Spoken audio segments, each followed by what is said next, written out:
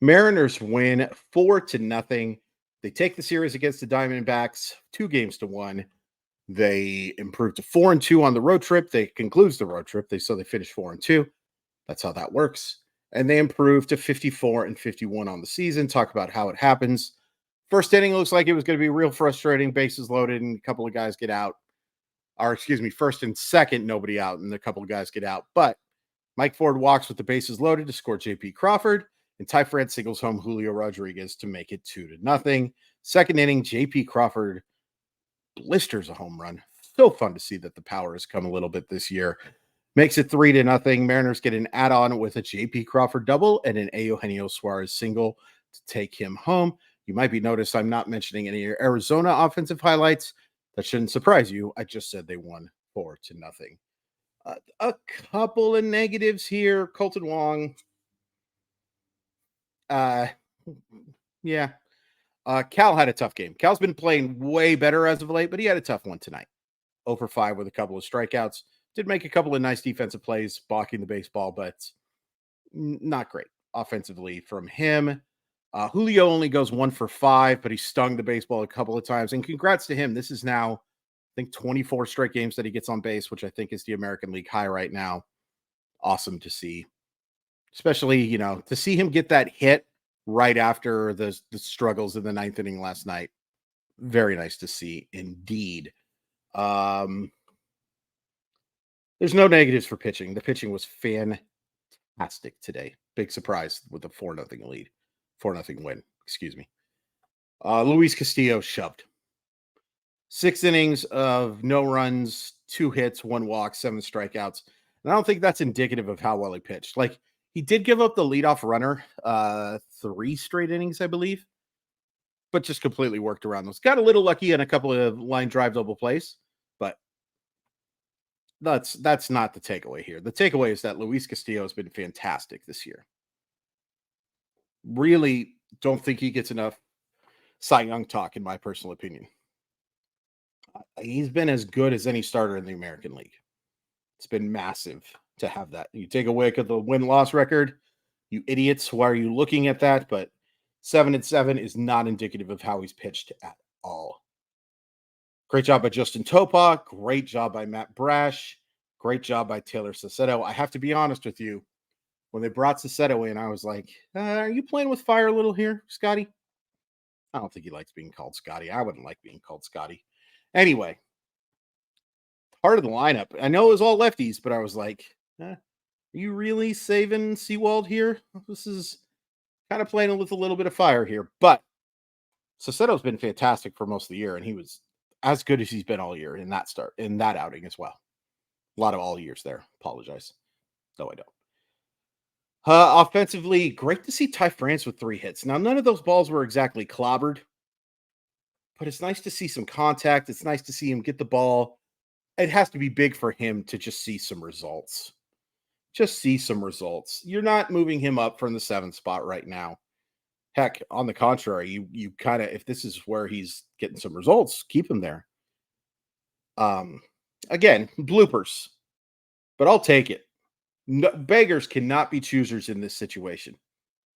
Awesome to see Eugenio Suarez with a couple of hits. Does strike out 3 times. Got to start seeing the power again. But nice to see him get an RBI. We talked about Julio. J.P. Crawford, fantastic. Fantastic game. He does make the error. Boots a ball. 13 errors. Not great. Not horrible.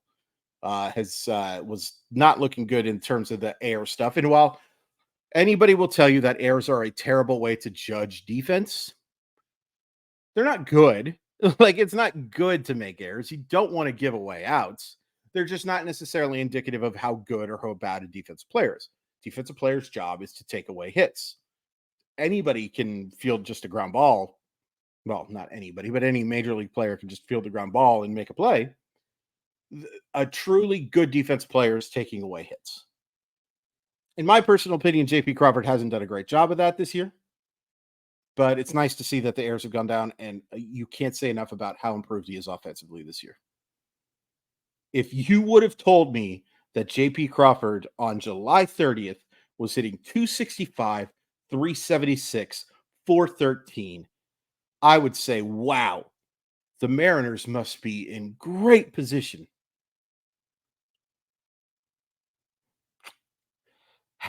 Baseball. But good for Crawford. Still annoyed that they didn't upgrade up the middle because I think JP Crawford would be a fantastic second baseman, but they didn't. But it's not JP Crawford's fault, offensively anyway, that the Mariners are in the position they're in. Again, I'm in love with that defense. Haven't been in love with that defense for a while. But let's not be negative. He had a fantastic game. He's had a fantastic season outside of the defense. So they get the series win. They're sick. They've won 6 of their last 9. Nice. They've only lost 1 series in July. But I keep coming back to good versus great. And there's a big difference. There's a tangible difference. There's a palpable difference. And how close they were to a great road trip. You look back on it, they really should have won all 6 of these games. Should have won all 6 of these games. Had 3-0 leads, I believe, in both games that they lost on this road trip. And just couldn't get it done. And look, if you win 2 of 3 every time, you get to 108-54, folks. That's good. Hell, that's great. Swear number like 16. I'm sorry.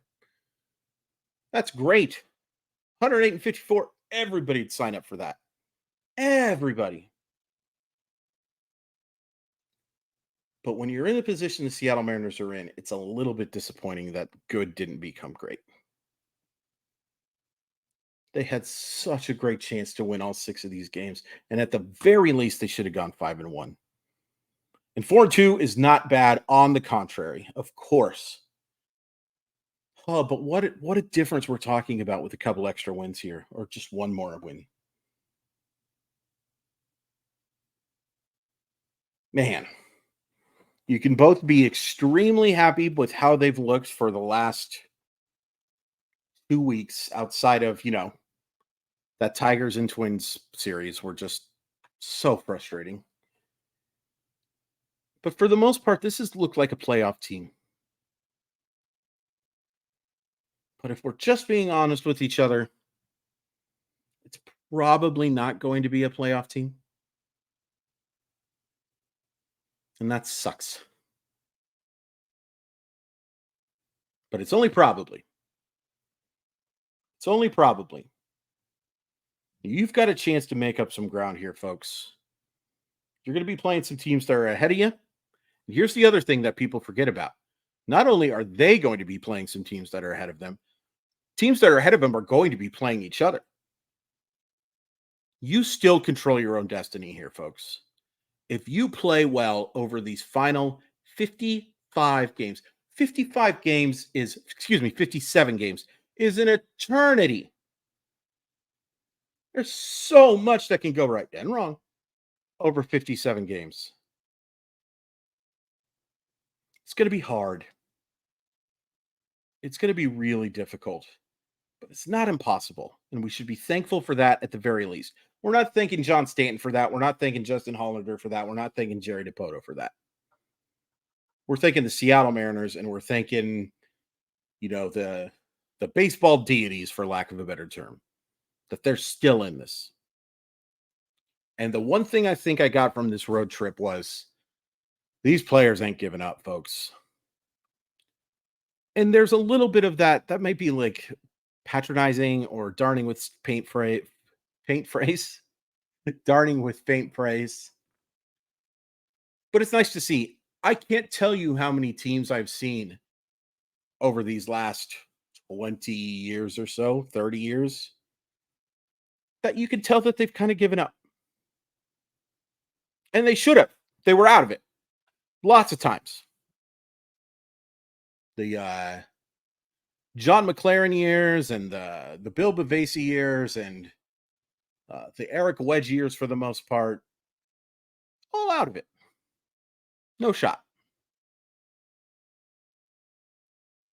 And I know it's weird to just be complimenting teams for like, hey, you're trying to do your job. Good for you. But you know what I mean. And it looks different. It just looks different over these last few weeks. I got some flack from some folks on Twitter and on the YouTube comments that were talking about like even suggesting optimism. And again, and I do mean again this time. I know I say again too much. How you feel is how you feel. I'm not going to talk you out of it. I get looking at the playoff odds and saying, "Hey, this is over." It's fine. That is totally fine. It is your prerogative. I am not a better fan than you, nor you a better fan than me for not believing in this team. That's fine. I just kind of feel bad for you because it sounds miserable to be within striking distance of a playoff spot with this group of players, this fun group of players, with this pitching staff, and to feel like it's over sounds miserable to me.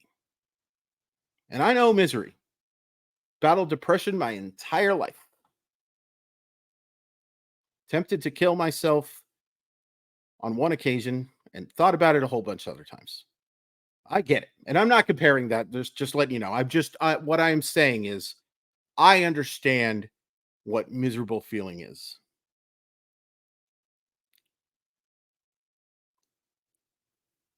I just can't give up on this team.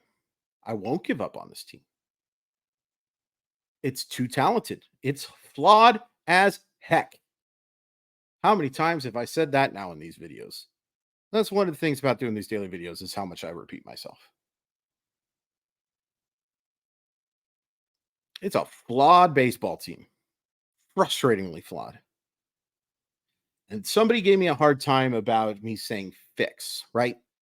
And I'll be honest, I could have used a better word. There's no fixing this team to 100%. Not now. Even if you went and got Shohei Ohtani and Paul Goldschmidt and some surprise player, yeah, it's not fixed. There's still holes. But hopefully you know what I meant by fix. Fixing is getting better. You can make this team better without destroying the farm system. I will continue to say it until we get to the deadline. And if they do nothing, I will say it in past tense. You can make this team better for sure without massive changes to your farm system. You're going to have to do it. They have to get another starting pitcher. Brian Wu cannot, it would be malpractice to have Brian Wu remain in this rotation. Now, maybe you're talking about Emerson Hancock instead, or someone in the minors that you're going with instead. That's okay if you want to go with that, or if you want to say that. I would be very surprised if that's what they do. There are ways to make this team better and to stay in this thing. And I get it. I listened to DePoto's comments with Ralph and Google it. Google the reference. You'll find it. And I thought they were interesting. It's kind of sounded like he doesn't know what the heck they're going to do. And I get that. I totally get that.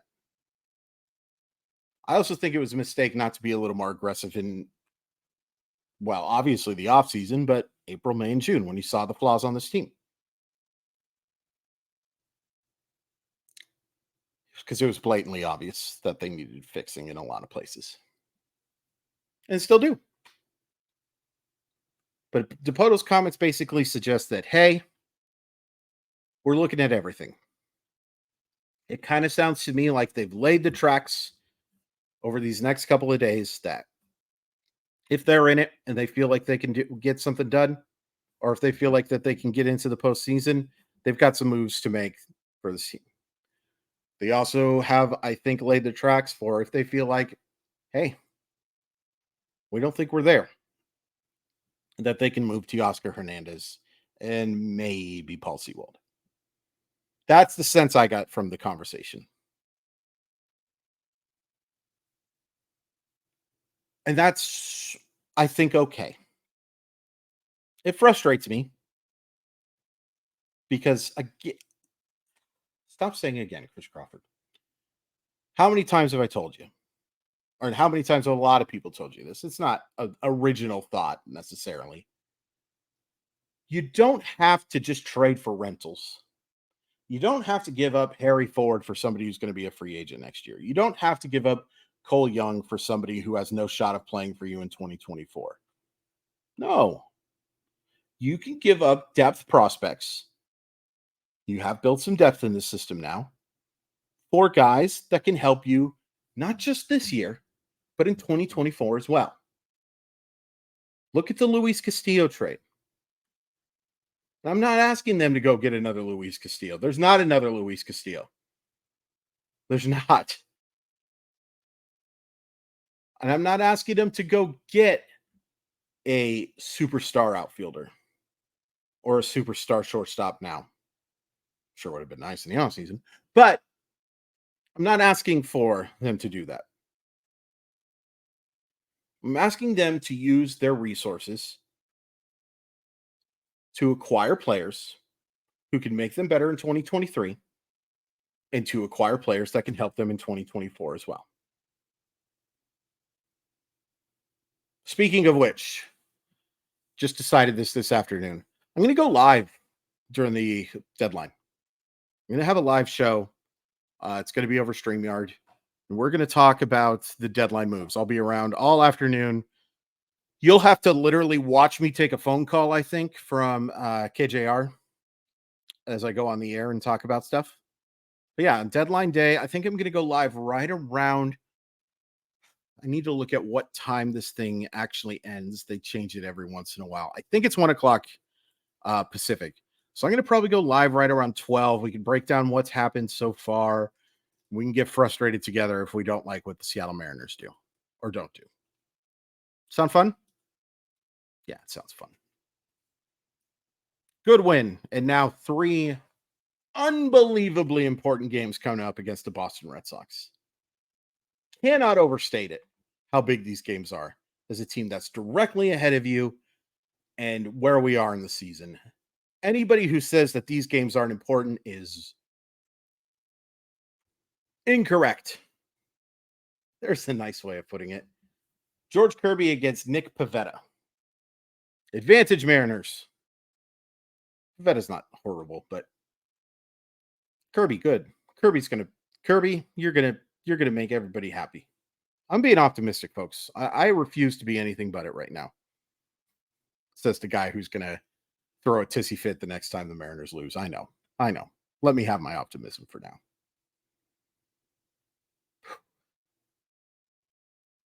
But I just want to close. This was a great road trip. It's a great series against Toronto before that. But we were so close. It was good. Excuse me. It was good. It was good. But it was almost great. How much easier is it to talk about this team being a playoff contender with a couple extra wins? Dang it. Follow me on Twitter at Crawford_MILB. Please hit like. Please hit subscribe. I really would like to get to 600 at the end of July. I'd really like it. We're so close. Please tell your friends. Please do something. Do something. No. I really do appreciate all the support, but I'd really like to get there. Because if I get there, I can get to that 1,000 by the end of the season. I do, because I think we're going to start seeing some upticks. That's the optimism in me again. People say I'm negative.